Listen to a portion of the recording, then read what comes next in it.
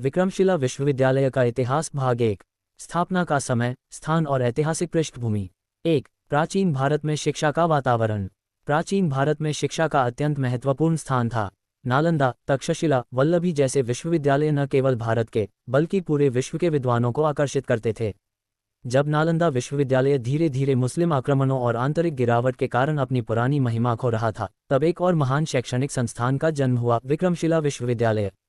2। विक्रमशिला की स्थापना। विक्रमशिला विश्वविद्यालय की स्थापना 8वीं शताब्दी के उत्तरार्ध में पाल वंश के राजा धर्मपाल शासनकाल 770-810 ने की थी। धर्मपाल एक महान बौद्ध धर्मानुयायी और विद्वानों का संरक्षक था। उन्होंने नालंदा की सीमित क्षमताओं को देखते हुए एक और उच्च स्तरीय शिक्षा केंद्र की आवश्यकता महसूस की, जिससे बौद्ध धर्म को और अधिक संरचना एवं प्रसार मिल सके। इसी उद्देश्य से उन्होंने विक्रमशिला की नींव रखी।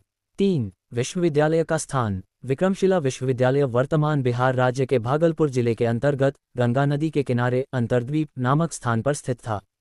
यह क्षेत्र भौगोलिक दृष्टि से अत्यंत अनुकूल था, नदियों से घिरा, शांत और एकाग्रता के लिए उपयुक्त। 4। स्थापना का उद्देश्य। राजा धर्मपाल ने ये संस्थान बौद्ध धर्म विशेषकर वज्रयान शाखा के गहन अध्ययन, तर्क वितर्क और विद्वता की परंपरा को आगे बढ़ाने के लिए स्थापित किया। साथ ही ये संस्थान उन बौद्ध भिक्षुओं के लिए भी था जो चीन, तिब्बत, नेपाल आदि देशों से ज्ञान अर्जन हेतु भारत आते थे। 5। विक्रमशिला की विशेषता। विक्रमशिला को उस समय के विशेष शिक्षा केंद्र के रूप में जाना जाता था, जहां गूढ़ तर्क, दर्शन, योगाचार और तंत्र पर विशेष बल दिया जाता था।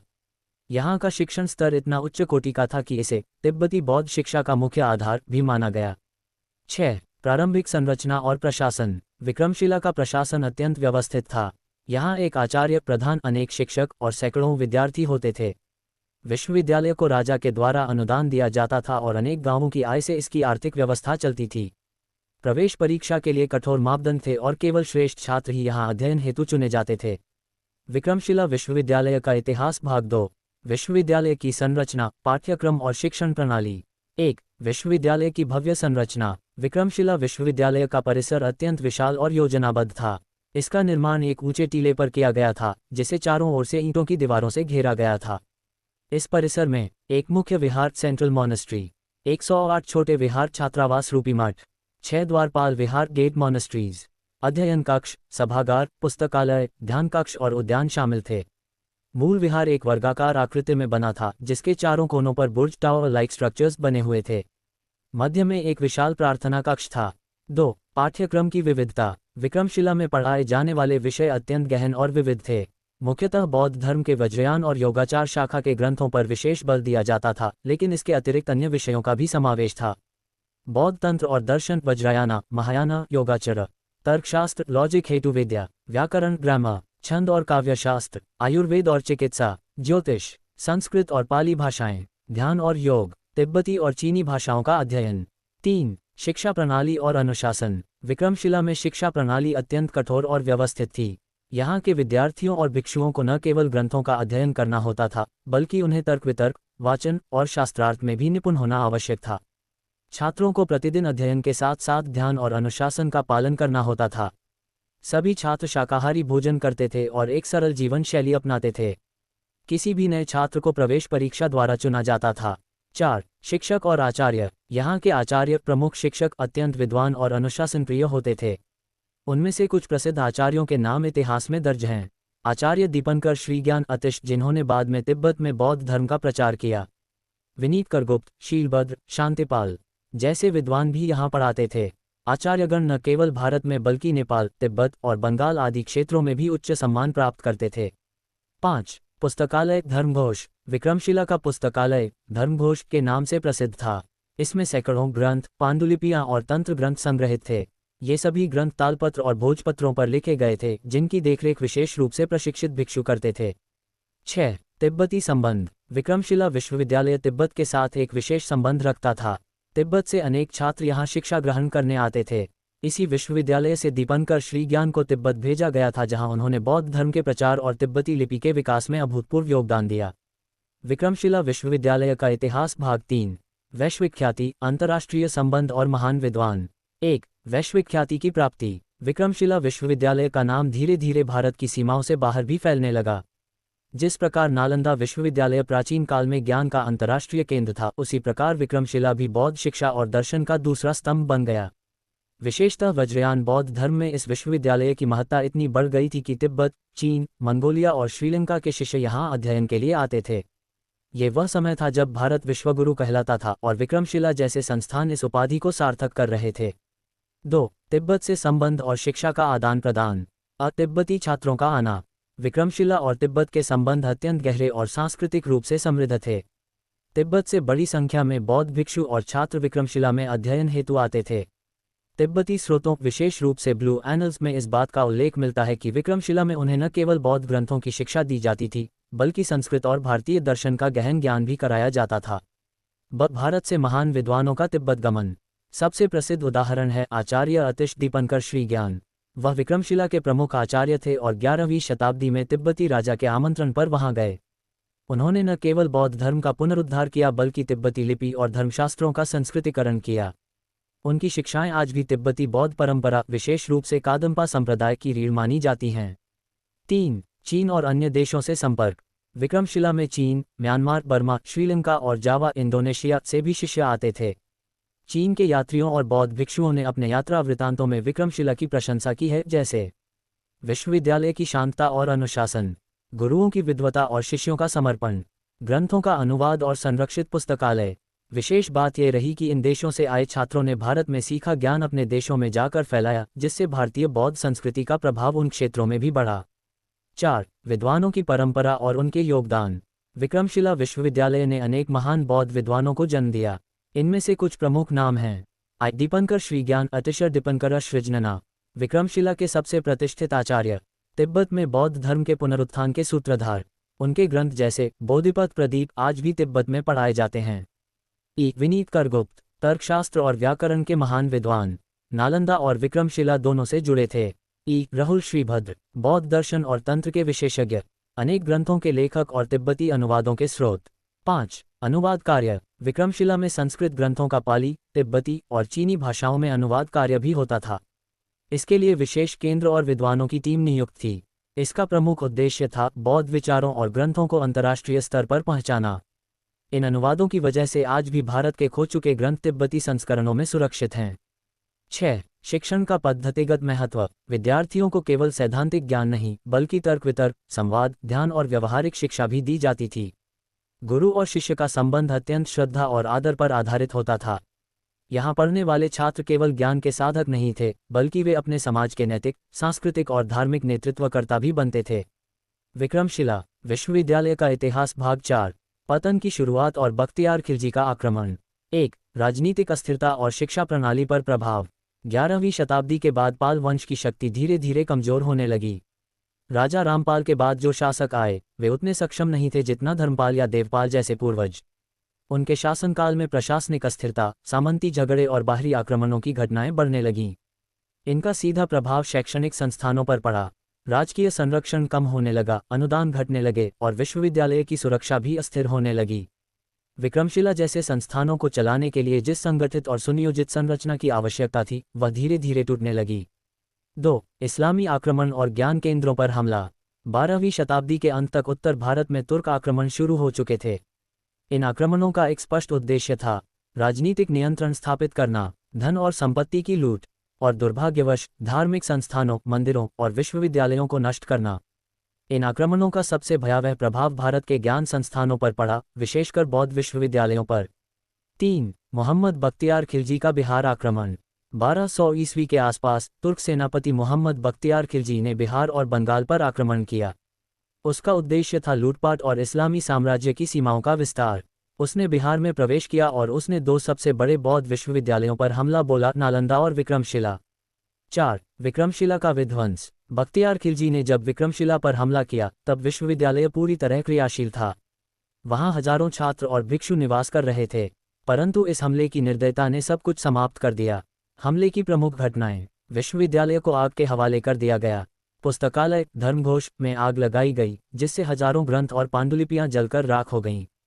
कई भिक्षुओं और शिक्षकों की हत्या कर दी गई। भवनों को तोड़ा गया, स्तूपों और विहारों को क्षति पहुंचाई गई। कुछ बचे हुए विद्वानों और भिक्षुओं को भागकर तिब्बत या नेपाल में शरण लेनी पड़ी। बख्तियार खिलजी को इन संस्थानों की बौद्धिक और सांस्कृतिक महत्ता की कोई समझ नहीं थी।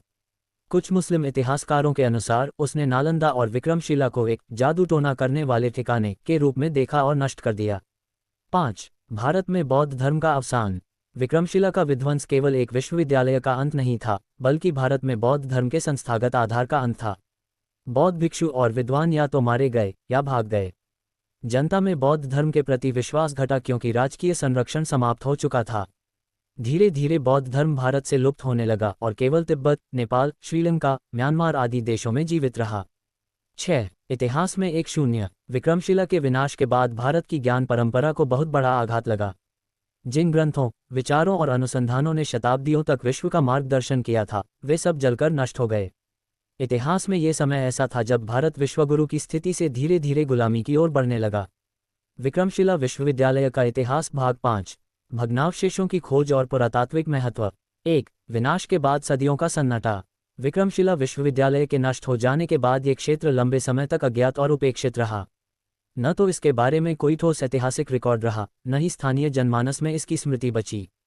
सदियों तक इस क्षेत्र में केवल मिट्टी के ऊंचे टीलों और टूटी फूटी दीवारों को देखकर यह अनुमान लगाया जाता था कि यहाँ कुछ प्राचीन रहा होगा, लेकिन उसकी वास्तविक पहचान नहीं थी। 2. ब्रिटिश काल में पुनः खोज की शुरुआत। 19वीं शताब्दी के उत्तरार्ध में जब ब्रिटिश भारत में पुरातत्व और इतिहास के अध्ययन की शुरुआत हुई, तब कुछ अंग्रेज अधिकारियों और भारतीय विद्वानों ने इस क्षेत्र की ओर ध्यान देना शुरू किया। ब्रिटिश पुरातत्वविदों ने भागलपुर जिले के अंतर्गत अंतर्द्वीप क्षेत्र में फैले बड़े बड़े मिट्टी के टीले और खंडहर देखे और उनकी खुदाई का प्रस्ताव रखा। 3. सर अलेक्जेंडर कनिंघम और प्राचीन पहचान। सर अलेक्जेंडर कनिंघम, जो भारतीय पुरातत्व सर्वेक्षण आर्कियोलॉजिकल सर्वे ऑफ इंडिया के संस्थापक थे, ने विक्रमशिला की पहचान के लिए कई ऐतिहासिक और भौगोलिक संदर्भों का अध्ययन किया। उन्होंने चीनी यात्री इत्सिंग और तिब्बती ग्रंथों में वर्णित विक्रमशिला के वर्णनों की तुलना इन खंडहरों से की। भूगोल, वास्तुकला और स्थल विवरण से यह अनुमान लगाया गया कि यह वही स्थान हो सकता है। उनकी टीम और बाद की खुदाइयों से यह पुष्टि हुई कि ये भग्नावशेष विक्रमशिला विश्वविद्यालय के ही हैं। 4. व्यवस्थित खुदाई और खोज। 1970 के दशक में भारतीय पुरातत्व सर्वेक्षण द्वारा यहाँ संगठित खुदाई की गई। इन खुदाइयों से जो महत्वपूर्ण संरचनाएं और अवशेष सामने आए, उन्होंने विक्रमशिला की ऐतिहासिक महत्ता को सिद्ध कर दिया।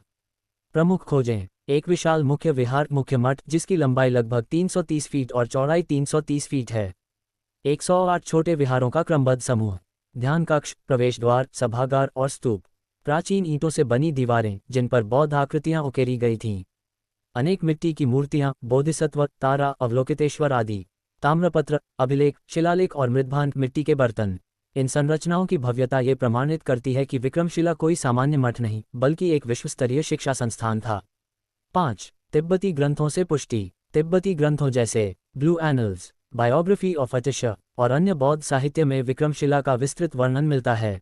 इन ग्रंथों में इसके स्थान, स्थापत्य, शिक्षकों और आचार्यों का वर्णन किया गया है, जो आज के भग्नावशेषों से मेल खाता है। इस प्रकार ग्रंथीय और पुरातात्विक प्रमाणों से विक्रमशिला की ऐतिहासिक स्थिति मजबूत होती है। 6. भारत में सांस्कृतिक जागरण और विरासत संरक्षण। 20वीं शताब्दी में जैसे जैसे भारत में सांस्कृतिक चेतना बढ़ी, लोगों ने अपने अतीत को समझने और संजोने का प्रयास किया। विक्रमशिला विश्वविद्यालय को बिहार सरकार और भारतीय पुरातत्व विभाग द्वारा संरक्षित स्मारक घोषित किया गया। इसके परिसर की सीमांकन, सफाई और संरक्षण किया गया। परिसर को पर्यटकों के लिए खोला गया। ये स्थान अब राष्ट्रीय महत्व की धरोहर बन चुका है। विक्रमशिला विश्वविद्यालय का इतिहास भाग 6। पुनरुद्धार की आधुनिक पहल और शिक्षा केंद्र के रूप में भविष्य। 1. खोई हुई विरासत की वापसी की कोशिश। विक्रमशिला विश्वविद्यालय, जो एक समय भारत की शैक्षिकी और बौद्धिक गरिमा का प्रतीक था, उसके पुनरुद्धार को लेकर आधुनिक भारत में कई स्तरों पर प्रयास हुए हैं।